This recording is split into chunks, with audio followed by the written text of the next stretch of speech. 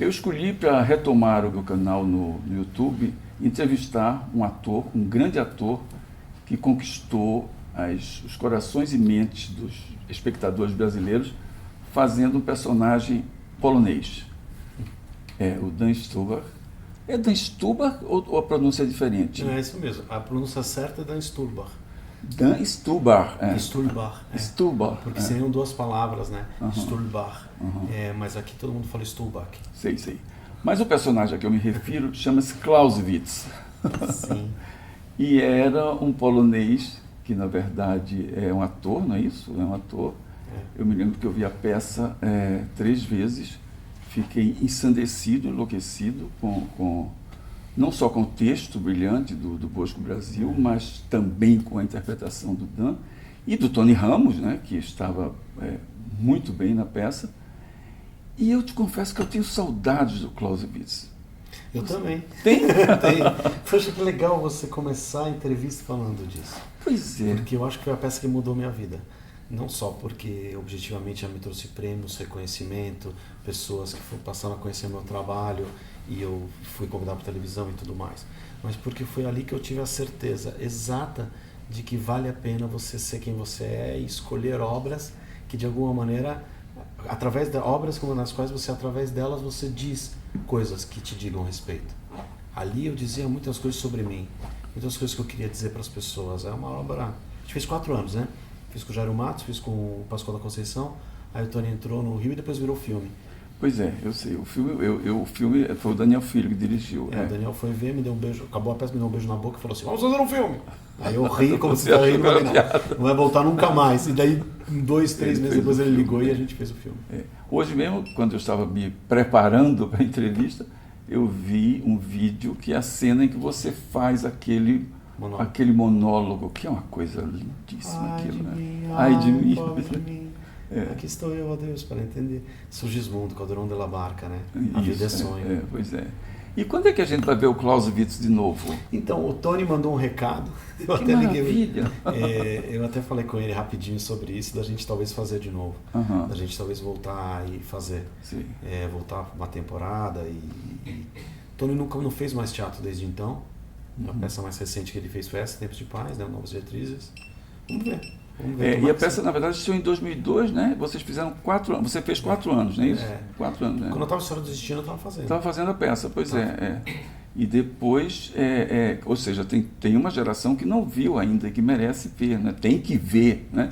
Ainda mais nesses dias, nesses tempos que nós vivemos atualmente, são tempos de guerra, né? Quer dizer... Não, e parte de tudo, o encontro para ele escrever o texto, o Bosco escrever, foi aqui pertinho de onde a gente está filmando aqui. Foi numa praça, eu estava desiludido e triste com a minha profissão, e porque eu me perguntava, com a iminência de uma guerra, na época a história das Torres Gêmeas, qual é o papel do artista, qual é o nosso papel em tempos de guerra? Isso. E você não precisa ir tão longe, não precisa ser uma guerra exatamente, mas qual é o nosso papel no momento que fica tudo tão conturbado, as pessoas tão irracíveis, tão raivosas umas com as outras? O que o artista pode dizer? Objetivamente, num tempo de guerra, ele não impõe um revólver, não impõe uma arma, né? A sua força, a sua arma são as palavras. Ele trabalha com a arte, pois é. Exato. Então, partiu daí, né? Na época da Segunda Guerra, qual é o lugar de um ator, no caso? Ali que foi o princípio da história. Tem um filme muito bonito, um filme francês muito bonito, que é o Último Metrô, né? Quer dizer, aquele filme que exatamente são atores que trabalham em plena Paris ocupada, né? É um filme muito bonito. E é exatamente sobre isso, quer dizer, o que é que o artista tem para oferecer nos tempos difíceis que a gente vive? É a arte dele, né? E você viveu muitos tempos difíceis aqui, de diversas maneiras. Eu vivi de diversas maneiras. Eu não vou falar de mim na entrevista, mas eu me dei conta de quanto a minha vida foi movimentada agora que eu tive que escrever um livro, porque me pediram, né, sobre a minha fase de jornalista. Eu tive uma vida movimentada, mas você também teve. Você, antes de se tornar ator, você estudou várias coisas, né? Se não me engano, engenharia, medicina... Eu fiz vestibular para todas essas, engenharia, medicina. Eu estudei engenharia 1 ano e pouquinho, tudo aqui perto da tua casa. Eu estudei aqui do lado, fiz engenharia aqui, 3 quadros para lá. Quando acabou o colegial, eu era muito bom aluno, né? Eu era muito bom aluno em matemática, meus pais são estrangeiros. E eu era o aluno mais velho, o filho mais velho, o neto mais velho. Meu avô eu adorava meu avô. E quando vinha gente da Polônia, eu ficava em casa e eu morava com eles, com meus avós. Também aqui perto, mas para lá. Você estudou no colégio Rio Branco. No Rio Branco. Rio Branco, que é aqui. Fiz engenharia no Mackenzie. Então, ficou 100% do bairro. E aí meu avô, a gente morava na Dona Veridiana, ele falava assim, você tem compromisso de ser neto mais velho, o melhor aluno dos 4, de estudar uma profissão séria, porque nós viemos sem nada, tudo que a gente conseguiu é isso, e o que a gente mais queria é te dar educação, então você tem esse compromisso. E isso me marcou durante muito tempo, tanto que eu descobri o teatro, eu estava no 3º colegial, e mesmo assim, de alguma maneira, eu lutei contra isso. Eu mesmo tinha um preconceito que aquilo não ia me levar a nada.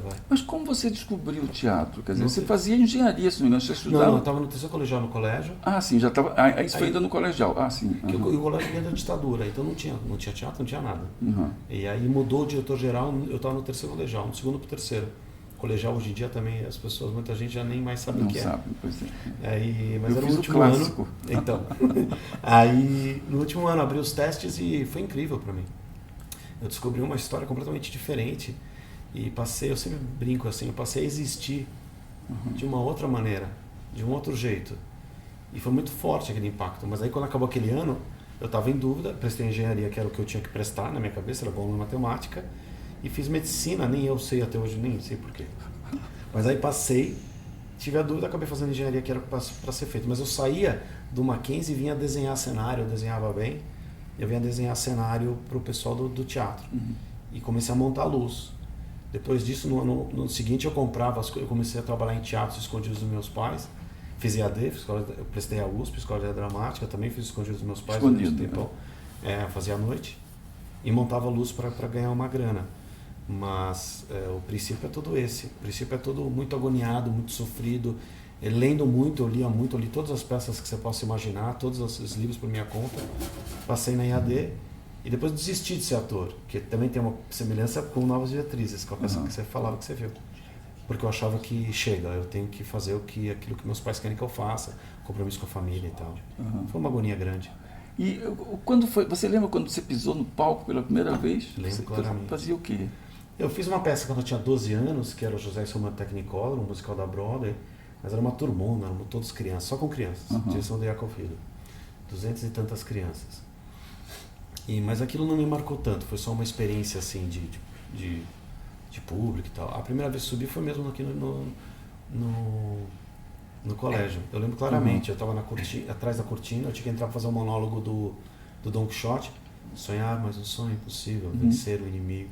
Sonhar, mas um sonho impossível, vencer quando é impossível ceder. Não, vender quando é fácil ceder, vencer o inimigo implacável. Enfim, daqui a pouco eu chego lá. Mas era esse monólogo, e eu estava atrás da cortina e eu fiquei com medo de entrar, isso que eu lembro claramente. E o público lá deu um vazio uma hora e era esse monólogo.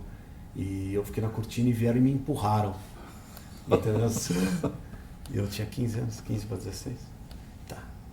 E aí, sonhar, mas um sonho impossível, vencer quando é fácil, aí vai. Essa foi a primeira vez. E você sentiu muito medo na hora, né? Pavor, né? Sim, e a primeira vez profissional foi Peer Gynt, do Ibsen.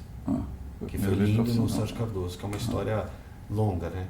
Porque aí eu desisti de ser ator, mas aí uma amiga minha me chamou para fazer um teste, porque ela ia fazer um teste para uma peça, e ela fez o teste para Globo, me chamaram para Globo, eu não quis ir, porque eu falei não sou mais ator, e daí depois disso ela fez um teste para uma peça, que era o Peer Gynt, e o diretor me chamou. E aí eu falei para ele, cara, eu não posso porque eu vou viajar com meus pais para a Polônia. A gente ia pela primeira vez visitar a Polônia, visitar quem tinha sobrado da família. Mas daí eu falei para ele, ele falou, fica aqui uma semana, se você pegar o papel principal você faz, senão você vai embora. Aí eu topei, acabei pegando o papel principal e tive o famoso momento de dizer para meus pais, e esse talvez seja a pergunta assim, a melhor resposta para a sua pergunta, porque não é o primeiro momento que eu pisei no palco, é o momento que eu decidi que ia ser ator. Pois é. Que foi quando eu rompi com eles. Eu disse, eu não vou viajar com vocês, então você vai ter que sair de casa. Tá bom, então eu vou sair de casa e vou seguir meu caminho. E foi daí que eu fiz Peer Gynt, aqui no Sérgio Cardoso. Foi, no Bexiga, aí foi lindo. E como ficou essa sua relação com os pais? Ficou complicado, porque eles devem ter visto o Clausewitz, né? E deve ter sido uma emoção muito grande para eles, né? Foi muito forte. Mas até aí havia um clima assim de rejeição a sua escolha? Entre esse Peer Gynt que eu estou contando e o Clausewitz tem 10 anos. 10 anos, E são 10 anos que eu dou aula. Eu dei aula nesse período todo para viver, aula de teatro para crianças, para adultos, para velhinhos, para todas as pessoas, faculdade, todos os lugares que você pudesse imaginar. Outro dia eu estava juntando, mandei encadernado, eu achei 37 textos que eu tenho montado, de uma grande dedicação com atores, com não atores, na EAD eu dei aula, na Globo eu dei aula de interpretação, tudo isso para me manter. Então, de alguma maneira, eu comprei um apartamento, eu vivia bem. Meus pais já lidavam com o fato de que eu me sustentava. Isso já era um alívio. Mas o reconhecimento artístico acho que veio no Clausewitz também. Sim. E um reconhecimento emocional, porque meu pai chorou, eu nunca tinha visto meu pai chorar, né? Meu pai chorou muito pouco, a figura clássica desses tantos que você já escreveu, do pai de família, e que, né, que a gente só via no jantar e que trabalhava, um clássico dos anos 80, assim. E ele se emocionou porque achou muito parecido com o pai dele, meu avô. E não era algo que era consciente em mim. Eu nunca pensei no meu avô ou eu pensei em alguém para fazer, eu pensei no personagem. Mas todas as pessoas da família, elas viam a minha família e a nossa história naquele personagem. Pois é, quando eu vi a peça, eu confesso a você que fiquei muito impressionado com o teu trabalho, foi uma coisa assim mas eu pensei assim, não, ele tirou isso de algum lugar. E agora você me diz que não, que na verdade você tirou do personagem, né? Pois é. A gente não sabe, a gente sabe claramente de onde a gente tira as coisas. Não. Elas brotam, né? E a gente não tem tempo nem precisa, eu acho, ficar, mas de onde eu tirei isso? De onde saiu? Por quê? Então, a gente vai em frente, né? Então, assim, da maneira mais honesta possível, o que eu falava para as pessoas quando me perguntavam era isso. Eu não pensei em ninguém. Eu não pensei no meu avô, eu não pensei no celular. Não é uma imitação de ninguém. A gente ia fazer a peça, a gente ensaiou uma semana. Jairo e eu, que foi a primeira montagem, a gente decorou uma semana? Uma semana, porque era uma amostra de textos. Aí ele falou, vamos decorar, é pequeno, vamos decorar. Aí um ensaio antes, eu falei, se eu usar um sotaque, porque a princípio eles nem queriam sotaque. Eu falei, não, mas ele é polonês, deixa eu... Aí eu falei, deixa eu brincar, que eu adoro sotaque, né? Eu faço sotaque de qualquer lugar do mundo. E o sotaque era incrível, porque era um sotaque muito forte, mas você não perdia o personagem, nem as palavras, nem a gente perdia o texto. E eu queria que as pessoas entendessem. Porque tinha que ter o sotaque, mas tem que ter a compreensão. Mas não sei, não veio de nunca, não sei, daquele canto da alma que a gente desconhece. E aí você estava fazendo Novas Diretrizes, em Termos de Paz, quando foi fazer Senhora do Destino, né? Mulheres Apaixonadas. Não, acho que você fez o Marcos, que era um filho da mãe, isso. que dava raquetadas da coitada da Helena Ranaldo. Pois é, exatamente. Isso enquanto você fazia a peça, né? Como é isso? Como é que vocês desligam? Né? Eu adoro isso. Eu adoro Faz de Conta. Eu não levo o personagem para casa, não fico batendo em mulher na rua, na minha casa, em nenhum lugar. Não ficava, nem fico. Assim como também não ficava falando sotaque polonês em nenhum lugar. Eu adoro fazer, brincar daquilo e acabou a brincadeira. E acabou a brincadeira, saiu do personagem, vai embora. Eu sou aquela criança que está brincando de avião em casa e de repente a mãe chama para jantar. Tá. E vai jantar e deixa o brinquedo, entendeu? Eu sou assim, eu adoro isso. Mas aquele personagem foi como é que foi um choque para as pessoas, né? Porque ele era muito mau. E porque as pessoas não me conheciam, né? Não conheciam, e aquela coitada daquela mulher que sofria muito. Helena até hoje fala que as pessoas brincam com ela disso, né? Comigo hoje em dia menos, mas com ela falam bastante. Para mim foi uma maravilha, porque tudo que você quer é um personagem. É o que eu te falava agora há pouco. Personagem, a gente quer um personagem bem escrito que te dê possibilidade de criação. Quando depois você me chamou para a Senhora do Destino foi sensacional, porque ali foi Mulheres Apaixonadas, foi quando aconteceu, a Senhora do Destino foi tipo como se a gente concretizasse realmente um lugar, uma situação, uma conquista, e eu quis fazer aquele personagem completamente diferente de qualquer outra coisa. Doce, carinhoso, sutil, delicado, que era o oposto do Marcos, meigo, inteligente, sensível, etc. Nessa linha de trabalho. E também que fosse engraçado de algum jeito, que eu acho que também é um pouco como você escreve, que dialogava bem com a tua escrita. Mas o meu objetivo sempre era esse, fazer coisas diferentes. Eu gosto de opostos. Esse personagem tinha uma coisa, tinha essa coisa doce e sensível, né? E eu me lembro que quando tem um momento em que ela diz para ele que está grávida, né?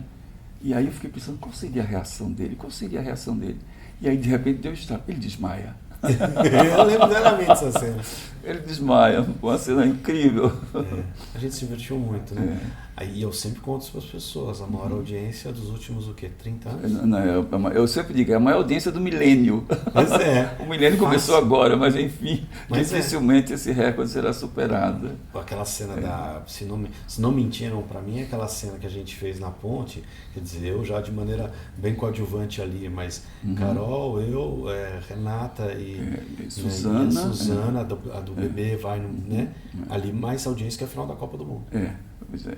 E depois a gente fez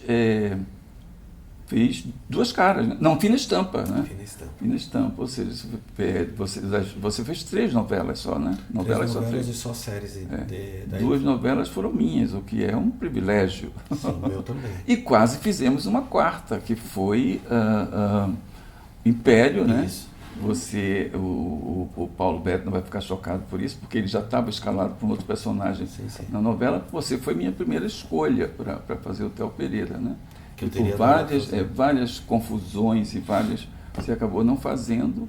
Eu queria muito fazer, porque era a oportunidade também de fazer um personagem cômico de brincar e de provocar e de trazer questionamentos importantes, e que eu achava que era diferente do que as pessoas a princípio pensam de mim, e é um elogio a mim quando um autor me pensa né, no meu trabalho dessa maneira, entende que eu sou ator e não que eu sou aquilo só. Pois é, eu sempre penso assim, tem que ser um ator improvável, eu digo, um ator no qual ninguém pensaria, né, para fazer certos personagens. Eu sempre penso nisso, né? Mas a gente ainda vai trabalhar, tenho certeza. Espero que sim, muito. Agora, você, na verdade, virou um homem, não sei se a palavra é correta, talvez não seja essa a palavra exata, mas um homem multimídia, pelo menos dentro da televisão, porque agora você faz um programa esportivo, né, que é o Bola da Vez. Fiz recentemente uma entrevista com o Neto, grande jogador Neto, corintiano como você, que fez muito sucesso, está no YouTube, está em todo lugar, as cenas mais fortes do Neto, tudo isso. E faz também, foi o âncora, o apresentador do CQC, né, no último ano. CQC, né? Saia Justa. Saia Justa. Aí trabalhei na Globo como apresentador lá, ajudando a Fátima. 10 anos de rádio, com um programa que eu tenho que chama Fim de Expediente, outro que chama Hora de Expediente na CBN. Foi comentarista na Copa do Mundo, no canal ESPN, né? Você virou uma pessoa um ator de vários instrumentos. Mas, cara, eu sou ator. Eu digo assim, na ficha do hotel é ator que eu boto. E é o que eu mais gosto de fazer, é o que mais me dá paixão. O que aconteceu foi que eu percebi, e isso em Senhora do Destino, depois de Senhora do Destino, quando as pessoas se aproximavam mais, né? E eu percebi que, de algum jeito, você não pode ficar atrelado às perguntas só que as pessoas fazem. Você tem que fazer perguntas também. E, de alguma maneira, foi a questão da seriedade, trabalhar com o Paulo Otran, porque depois do Diretrizes eu fiz com o Paulo, o Visitando o Sr. Green, né? Paulo e eu, a gente tinha uma ligação muito forte, e ele falava, é bom que as pessoas não saibam quem você é, para que você seja sempre, ele falava assim, da argila que o autor pode mudar do jeito que ele... Se souberem que você é de esquerda, se souberem que você é de direita, se souberem isso ou aquilo de você, isso vão ser sempre aspectos limitadores do seu trabalho. E eu levava isso muito a sério. Mas daí eu percebi que nos dias de hoje, ou de um tempo para cá, isso é impossível. Porque a invasão é tão grande por causa da internet e de tudo mais, da nossa privacidade, e a gente acaba sendo obrigado a se expor das mais diversas maneiras. Eu falei assim, eu preciso escolher um lugar que eu me exponha do meu jeito, que seja mais honesto. Eu não preciso das pessoas para dizerem quem eu sou. Eu vou dizer por minha conta. Então eu vou fazer um programa de rádio, vou entrevistar, vou falar, aonde eu puder. E o princípio foi o rádio. E daí veio essa surpresa que eu nunca imaginava de ser apresentador. E a história de ser entrevistador, acho que é a mesma paixão que você tem e que a gente falava antes de ligar a câmera. Eu adoro ouvir o outro.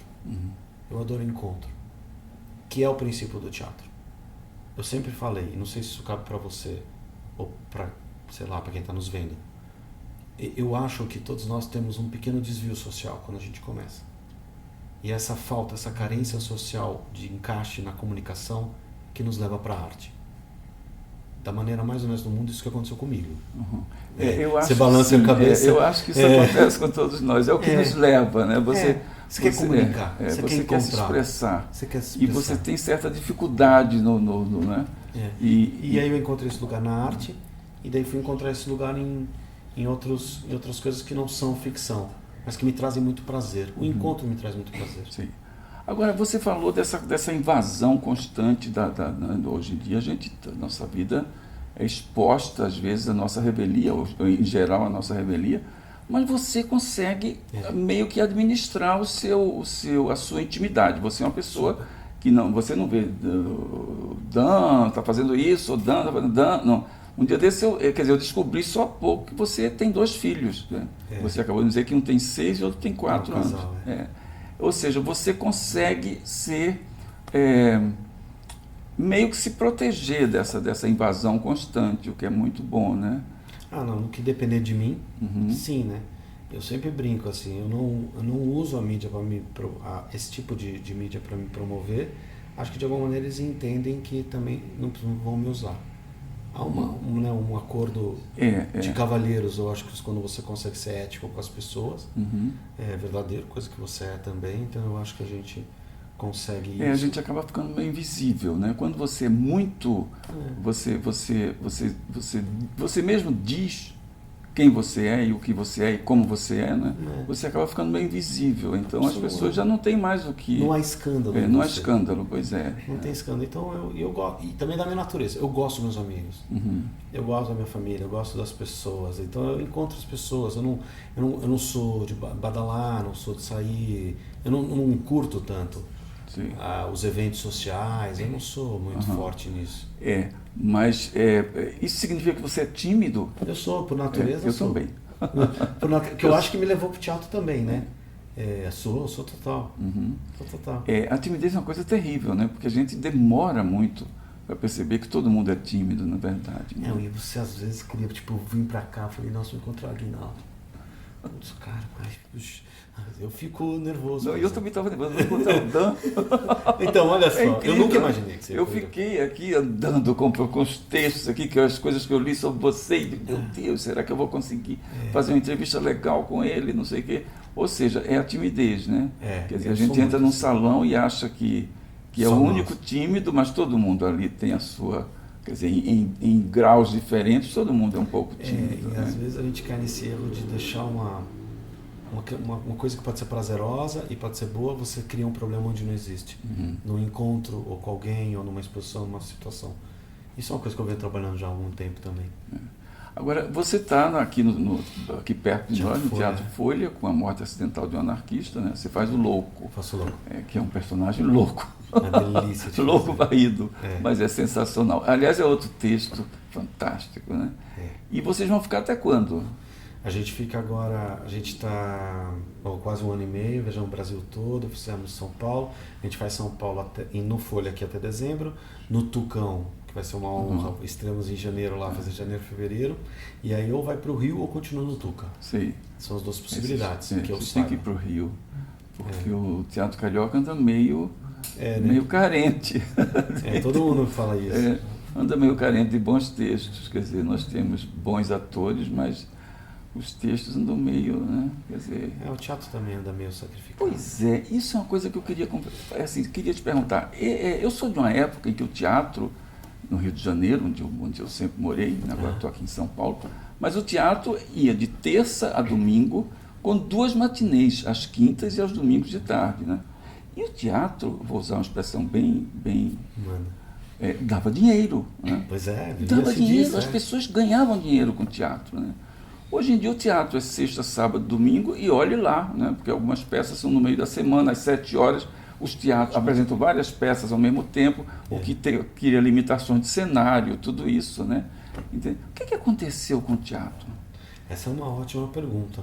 Eu tenho algumas respostas. Eu acho que há uma competição maior do teatro que ele tem hoje do que ele tinha, com a internet, com o trânsito, com a preguiça, com a falta de cultura, com a falta de interesse.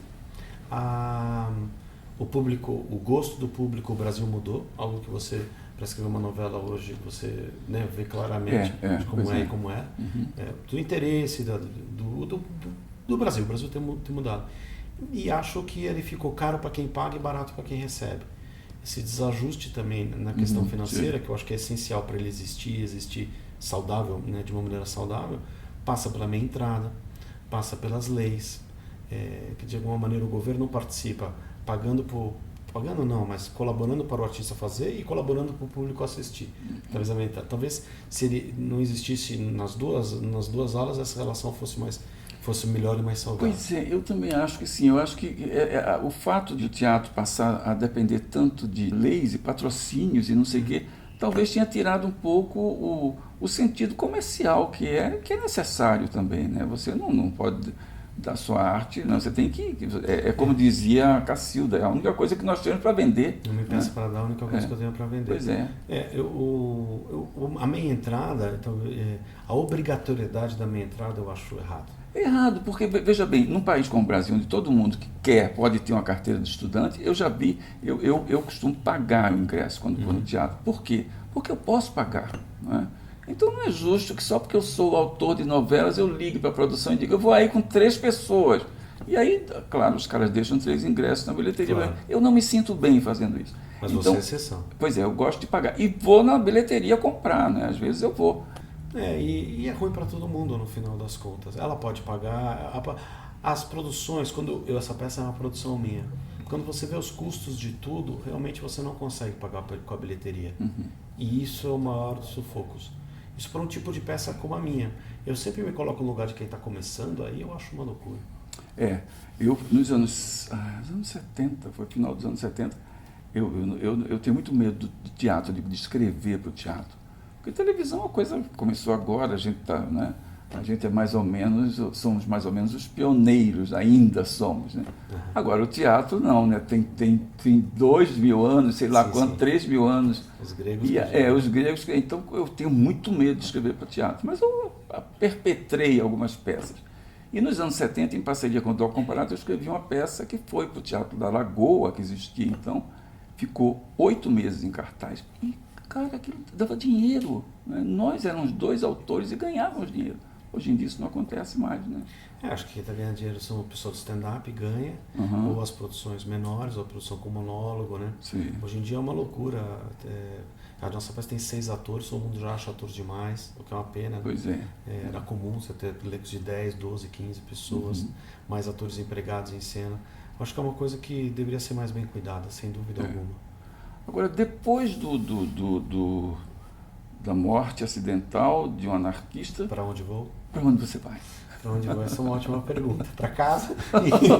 Não, olha só, eu quero voltar a fazer novela, voltar a fazer televisão, se não for fazer novela. Eu acho que há um convite para fazer uma série internacional também.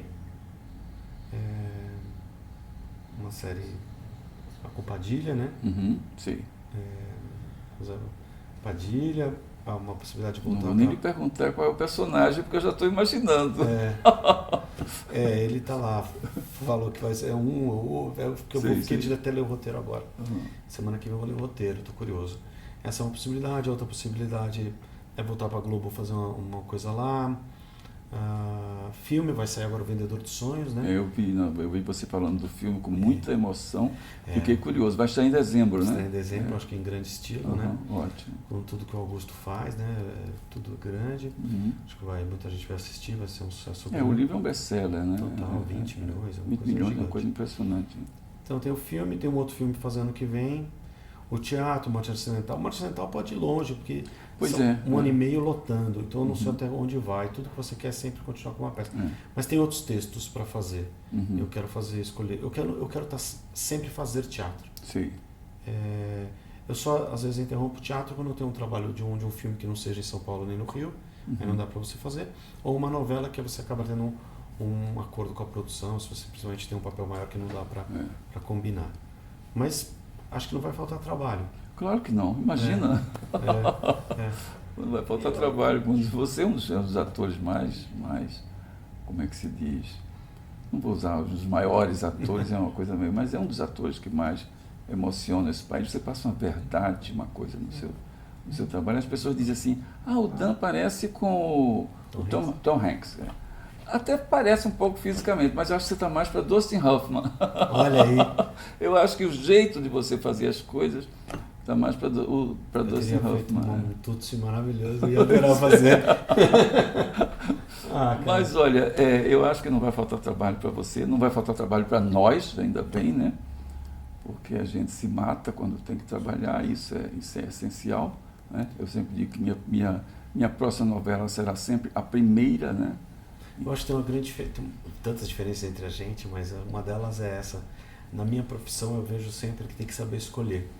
Isso, Isso, tem até um documentário do Bob Evans que eu acho bonito, que é quando ele é produtor, não sei se você já viu, não sei se é do Show Must Go On, não sei como que é, que ele tá fazendo, é um cara que virou produtor da Broadway porque ele se cansa, primeiro de ser escolhido e a outra dessa agonia eterna que é pra gente, e aí, o que eu faço? Eu faço esse filme, eu faço essa série, eu faço essa novela. E a nossa vida é feita o tempo inteiro dessas pequenas escolhas. A gente sempre pergunta assim, se eu tivesse feito aquilo e não isso, eu me pergunto isso. Onde é que eu estaria agora, né? É uma coisa complicada. Eu tenho um pouco, eu adoraria ser, de alguma maneira, estar nesse lugar que eu acho que você está em tantas coisas bacanas, mas de poder escolher, eu acho bom. O problema às vezes é que eu, por exemplo, sou meio obsessivo e ansioso, eu acabo escolhendo 3, 4 coisas ao mesmo tempo, e aí... Não, você não para, né? E aí dança, eu não paro, Mas isso é bom, isso é bom. Agora, então você já tem assim, planos, não só assim, essa coisa, eu quero fazer novela, quero fazer, possivelmente você vai ser chamado para fazer minha novela, se não fizer outra antes disso, ou mesmo fazendo outra antes disso, mas, e também tem planos para o teatro e tudo isso, isso é ótimo, né? Nós vamos ter Dan Stubach muitas vezes, durante muito tempo, né? O que para nós é muito bom. Obrigado. Dan, foi um prazer te entrevistar, foi ótimo, adorei, entendeu? E vamos nos rever sempre. Tá bom? Obrigado eu vou dizer um negócio enquanto a gente termina aqui, aí você escolhe se você quer editar ou não, né? Porque, como eu disse, a gente começou e antes de começar a entrevista eu falava para o Aguinaldo da minha admiração pela história, pelos mais velhos, pelas pessoas que chegaram antes de mim e que construíram. Eu acho que vocês construíram a televisão brasileira. Você tem trabalhos na televisão. Quando eu menino, eu via a televisão e eu não tenho vergonha de dizer isso. Que mais até do que o teatro e o cinema, porque a gente não podia ir sempre, era a televisão que me criou. Eu copiava todos os personagens que você escrevia. Eu copiava tudo, eu sei de cor as novelas. Eu tenho muito respeito e admiração pelo trabalho que você faz. Eu acho que eu já te disse isso pessoalmente, é uma oportunidade de dizer isso publicamente. E, sei lá, um prazer enorme para mim, uma honra você ter me chamado.